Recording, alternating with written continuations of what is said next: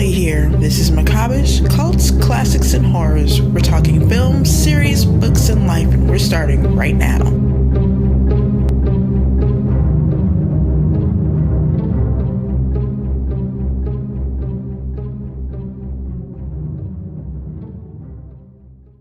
That's all we could hope for. There is a part of this, I think, that comes from how long it took us to get to this point. And I think this is true of horror, but it's true of comedy as well. That when you write a joke, your first instinct, like if you write something funny and you laugh at it, it's hard to internalize that, because by the time you shoot that joke and maybe you get the giggles out, but then you edit it and now you've heard that same joke a million times and it stops being funny. That's kind of what happens with horror, where there's nothing like working with the monster on set. There was nothing actually scary about it. Like there was never a moment where I got creeped out, or anybody really for that matter. So there's this anxiety that hangs over you. You're like, is this going to work? Like, is this at all creepy or scary? Like, does any of this horror land? And you don't know because we're too close to it. Like we saw how it was made. We're behind all those tricks. And even the violence, you kind of get desensitized to it. So you don't know if it's going to be impactful or have any kind of, it's going to resonate with people. So it is a relief at this stage now to start to show the movie to people and to get these kinds of reactions. It's such a load off, because, I don't know that it's been a while since I've sat down and watched the movie from start to finish. Sheff, I don't know about you, but it's just... I watched it yesterday. You just have to put some distance between it to kind of really understand, what our relationship is to it. And I'm not even sure I'm there yet. I don't know what my relationship is to it. You'll find out at the premiere. Yet. The premiere's on the 15th. And that's as a filmmaker, that's the best day for me of like any project, is like the premiere, when you're just sort of like in the theater that like could not be better catered towards the audience you want to show it to. Like that's always the best. You're just surrounded by people reacting to things, and it's a great feeling. So I'm very, very excited for the premiere for that reason. Well, let me tell you, your Skinwalker was disgusting, so that's a win. Those wounds were fucking horrifying. Great job. The body parts on the ground outside of the cabin, it looks like the person has been smeared across the earth. Outstanding. Smeared, I love it. Yes, that's all Candace, baby. Those were pig guts. We no joke, we left the pig guts behind for the coyotes. Coyotes will enjoy these. Yeah, we had that and the horse. The horse and the body outside the cabin that was actual pig guts, and they stank. So the coyotes appreciate it. And the wound, Willow, that was painful. Oh man. Oh, good. Listening to it, seeing it again, that was painful. That all worked. That was like 2 a.m. That was in the last middle thing of we the shot woods. on the movie. Yeah, that was the last scene. Yeah, it was 2 a.m. in the middle of the woods. The only light around us for miles was my film lights, and we had like a generator, and then also I had my car out there, and I was like running like a power converter out of my car to be able to run a couple extra lights so I could kind of light that space up. And we were just all there together. Like the wind was starting up, we were freezing, but I just remember like just knowing as we were shooting that scene that we were nailing it. Like the Arya's performance was so good. That was one of my favorite moments from Chade, like his line delivery. Then Kellen comes in the scene and drops that little monologue, and I'm like, oh my God, like this scene worked. I just knew that one on the day like worked for me. And then that was the last thing we did. And when we called rap, it was usually when you call rap, it's like you do it with a bunch of people. There's a lot of clapping. You're like, that's a wrap on the film. Everyone's like, oh, and everybody's filming it for Instagram. Kellen and I go like, that's a wrap? It's a wrap. Fuck this shit. Let's go home. It was very... Oh my God. It was like the same, it wasn't a celebration. It was the relief you feel when you find out like your defensive driving class ended an hour early. So you get to, like, you're just like, I've been here all day watching PowerPoints. I can't wait to get in traffic and go home. Yeah. But and all that the to say, like, performances- obviously, like we love the movie, like we were, We you know, do. I think that's what sort of made all of that. So like what sort of calcified us while we were making it was that we were like it was just like every day was like, no, you're not gonna fuck this movie up. Stop it. Yeah. Like, no. So it was just like we just sort of became like, I don't know, we were so like calcified to the circumstances that everything was like, oh, cool, we don't have that. That's neat. All right, well, let's figure it out. And it was, but like again, always in sort of service to the movie. We were just like, we'll tank whatever this is. We'll figure it out. What's the coolest way to get us out of the situation? Like, what is the coolest thing we can possibly do on camera to make everything work so that we're not worried about it anymore? And that's Well, every day. But also, like, we were also, you know, it's not like we were just sort of doing this whole movie on the fly. Like, there was a lot of our sort of like inspirations and ideas and stuff from our initial visions for all of these scenes that we were absolutely able to do exactly as we wanted to. It's like, it's not like the whole movie was chaos. There were just like certain moments, but like the first creature at the campfire, exactly how I wanted that to look. I was, that whole sequence to me, I was taking a lot of inspiration from like Bram Stoker's Dracula and how I wanted to present that.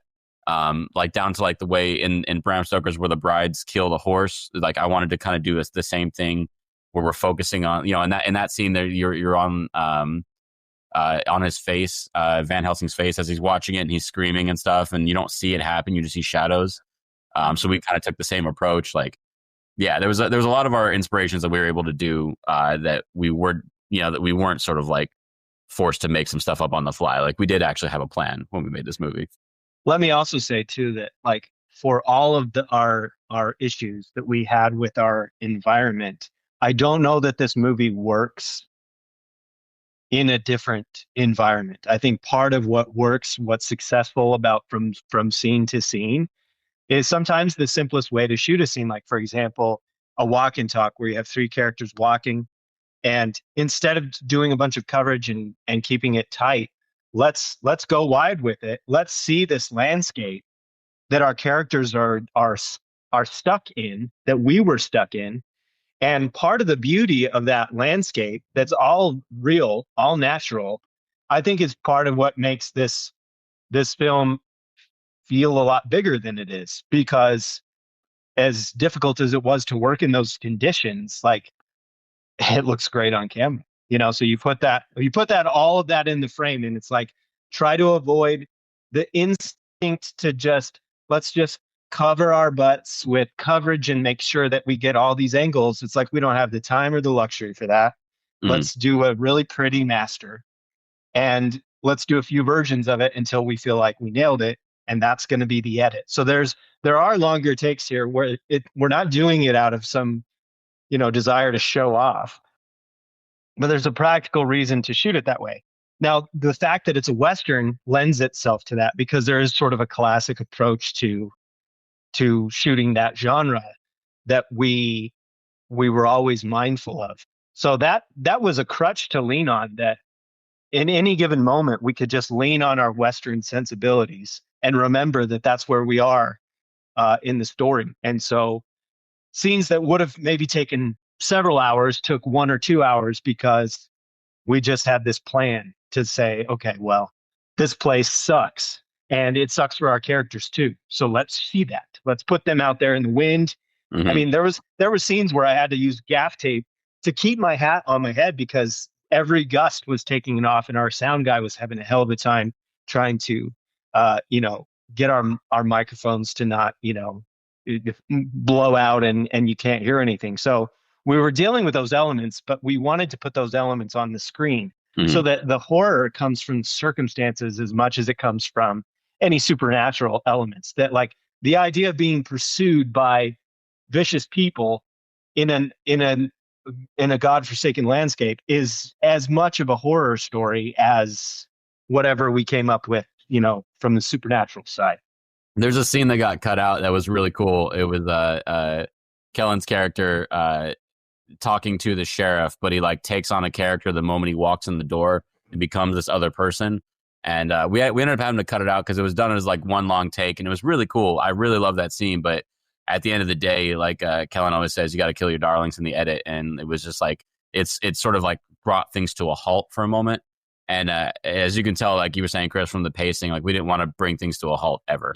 It's like there's so much happening in this movie. Like we just need to keep the audience, forcibly sort of chugging forward into the inevitable. So we ended up having to get rid of that scene, but it was really cool. It was like a big sort of like a very big actor moment that, I don't know, maybe if we get a chance, we're talking to the distributor about the physical release and stuff. And so there's a chance that maybe I can include some deleted scenes in that. So that might be pretty cool. Yeah, give us a nice 2-disc Blu-ray release with all of the extra footage. Steelbook. You got to do a steelbook now. Yeah. I mean, we might actually have that opportunity. This is Uncorked they're great. I came to Dark Star originally, and then they turned me over to Uncorked because they're partners. And so far, Uncorked has been awesome to work with. And but they did tell me that there is a possibility based on sort of how well the film does for doing a sort of like steelbook Blu-ray kind of release. But we obviously, like, the movie's got to come out first, and we got to make sure that it finds its audience, because a genre-bending film is a tightrope, and so we're hoping that both sides of that genre, and even like the action, horror, fans of supernatural, fans of westerns, like, well, I hope that there's enough in the bag for everybody, so that it can sort of like find a consistent audience, and then we'll be able to do like more physical media releases for it and stuff. You're going to hit the collector's market right away, because there are people who will only buy steelbook releases. So if you can get that sort of steelbook collector's edition out there, especially if you can get it out as a limited release, like it'll hit the collector's market immediately, and people will snap it up just because of the fact that it's released in that format. Yeah, which I realize is not necessarily the goal, because you want people to see the movie, but it's still going to get it out there, and it's going to get the sales up. Oh man, just the idea of a movie that I made being on somebody's shelf as part of a collection is incredible. For whatever reason they have that movie, that's a cool feeling. So I would love for it to reach the kind of cult status where Todd McFarlane makes a posable figurine for our creature, just to that would be a real highlight, geek moment, to have the fan base for it show up and grow, however long that takes. I'm leery of anybody who goes into any film thinking like, I'm going to make history. Sheff and I worked for people like that before, and it never works. Yeah. But we do the stick-to-itiveness of coming through this on the other side and being proud of the film and being excited to share it with an audience. I would be a fool to even predict what it's capable of, because like I said, I'm too close to it. It's too personal of an experience, and it's still too recent. And so that recency bias makes it hard for me. There's a lot of fans of Bone Tomahawk, if you know that one. Yeah. Ravenous, Bullets of Justice. Great. I think it'll fit. Do you think this one will keep its title? Because you guys did kind of say the title in the movie. Oh yeah. No, that was and you know what? That might be my favorite thing so far about Uncorked. In our initial conversations, they were like, "I love the name," which is great because I love our names too, and I hate when they get changed so much. Yeah. Kellen and I, like, we both love spaghetti westerns and the spaghetti western naming style, like just that big, bold, brash, like, yeah. And so like Blood in Them Hills is such a spaghetti western, like, that's just like, yeah, there's something just so sort of like bold about it that I love. And I was like, there's no fucking chance I'm going to let this name get changed to something stupid for a whack distribution company. So we were, Kellen and I, because we have been, disappointed in the past with other companies, we made sure that it was clear to our partners on this one from the beginning that we were like, we're going to handle distribution. Like we're going to vet the people that we want to work with. We're going to talk to them. We're going to make sure that their intentions are clear for them and that they care about the movie more than anything else, because that's all we want. Like, and so far, Uncorked has been amazing in that regard. Yeah, great. Yeah, I think so. I think I know that there were alternate titles in the writing stage, but I remember the sort of crystallizing moment in my head where I came up with this title, and it was just like, an earworm that I was like, I could see the poster, it is audacious. It's got that audacity to it. Like it's as on the nose as, for example, like Red Dead Redemption. Like that's such a very on the nose title for and gives you exactly what that game advertises. We wanted the title to do the same thing, to come off the poster, and the promise of blood. And we certainly have. We shed plenty of it. There's plenty of blood. So, by the way, this is the first movie in a long time where the title was said in the movie and I didn't immediately boo the TV. Really? Usually it's very not good. I'm like, oh, you just blew it. All right. Bill Wetherill leaning in, just hamming it up. It's only blood in the gills. Right. He's so great. He's the most gentle human being on the planet. He's such a soft, like, nice guy. He's a wonderful painter, just an absolute, like, open heart artist. And we're like, hey, man, can we put some ulcers on your face and make you into a psychopath? And he's like, yeah. Tell him you want to eat the baby.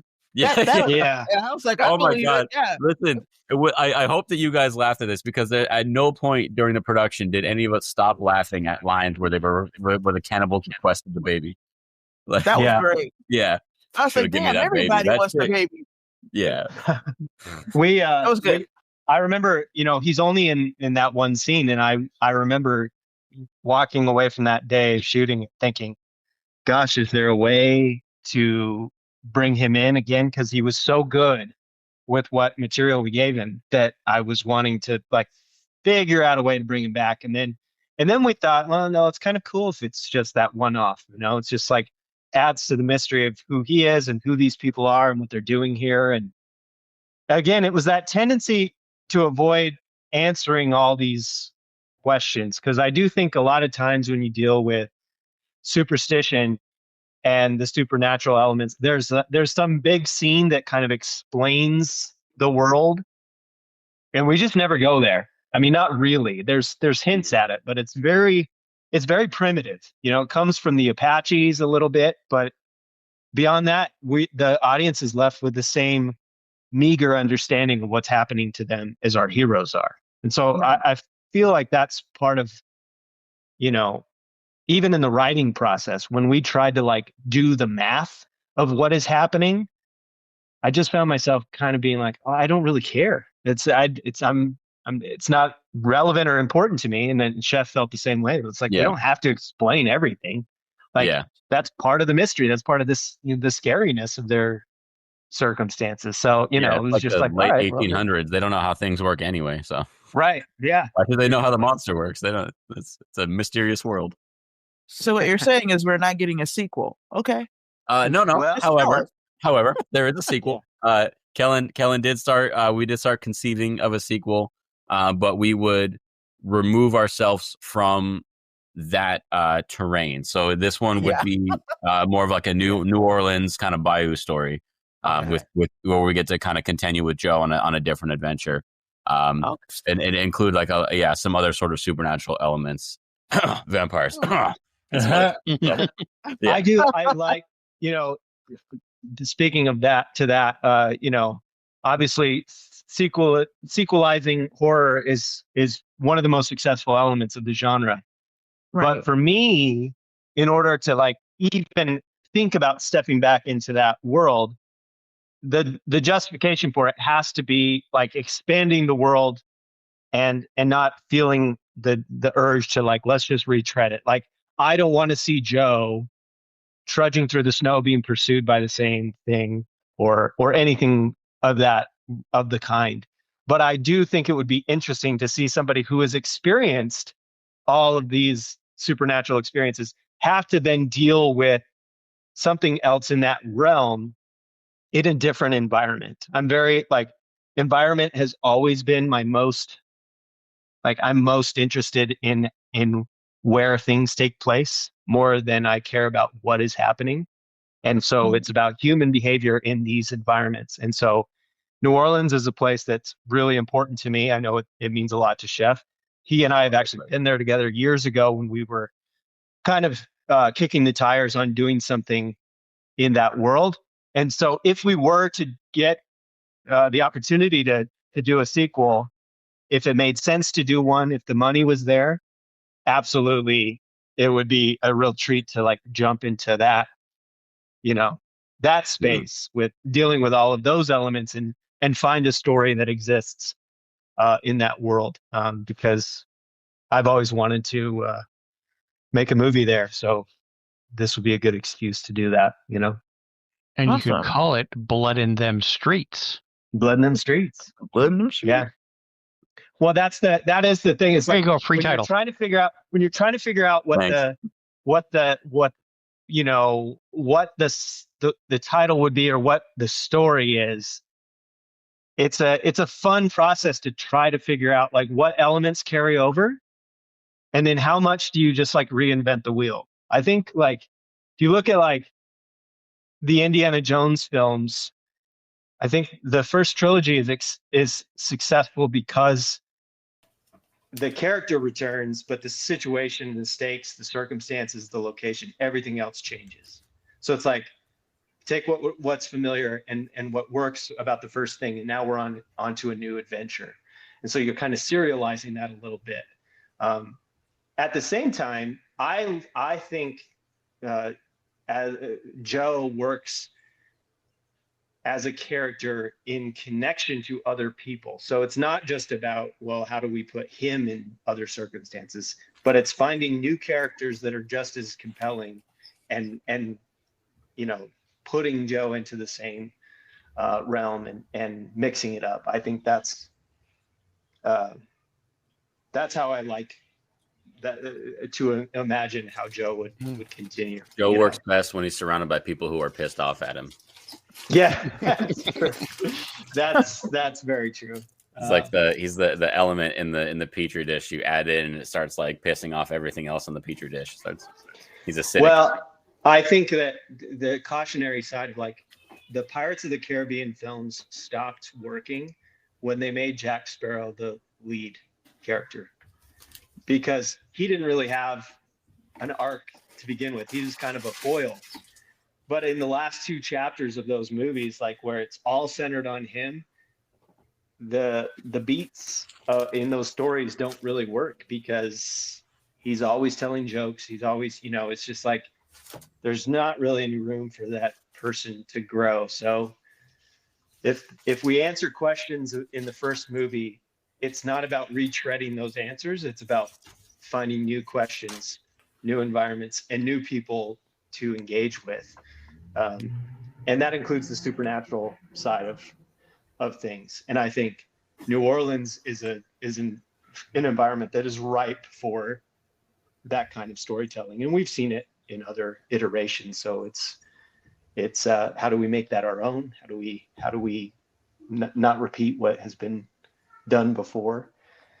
And but the first question is telling another version of that story even justified? And that's really up to the audience, Right. To pull us away from the other things that we're working on comes down to that. Does it make sense to go down that road, to reinvest and to tell another story? I certainly love the idea of it and think about it often. This is the #1 place for macabrish cults, classics, and horrors. For synopsis, reviews, and news, go to macabrish.com. Thank you for listening. Signing out until the next one.